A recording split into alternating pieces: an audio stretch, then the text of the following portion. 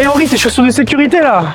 Il y a marqué quoi ici? Et c'est quoi cette manette? Le robot il est autonome. Ah, j'ai bien vu qu'il était autonome, il m'a éjecté tout seul. En fait, c'est pas exactement ça. Quand j'ai lancé le carton, il est rentré dans le champ de sécurité du laser et il a arrêté le robot. Plus tu vas vite, plus le robot va s'arrêter tôt. Ok, donc c'est comme en voiture, plus tu vas vite, plus tu dois anticiper le freinage. Mais du coup, toi t'es ingénieur mécatronique depuis combien de temps? Je travaille dans l'industrie chez Sherpa depuis 5 ans. Pour la petite histoire, j'ai commencé ici avec mon projet de fin d'études.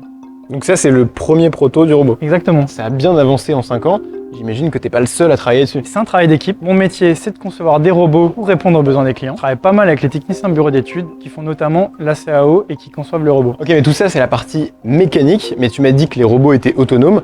Alors concrètement, comment ça marche? Nous, notre but, c'est de déplacer des charges lourdes d'un point A à un point B. Comme le robot évolue dans un environnement avec des humains, l'ingénieur logiciel est indispensable pour coder les algorithmes qui vont rendre le robot intelligent. Ah mais du coup, c'est pour ça qu'il est capable de contourner les obstacles, de suivre les gens et de choisir le chemin le plus court. Finalement, c'est un peu comme un aspirateur robot, c'est ça? Sauf que nous, on déplace des charges lourdes et on n'a pas le droit à l'erreur. Le moindre mauvais coupe de serrage de vis peut réduire la durée de vie du robot. C'est l'assembleur qui monte et qui câble les robots, et après vous l'envoyez direct chez le client? Surtout pas. D'abord, l'ingénieur application teste et vérifie que le robot réponde aux attentes du client. Ok, maintenant à toi de jouer. T'inquiète pas, le but c'est de pas surmener la machine.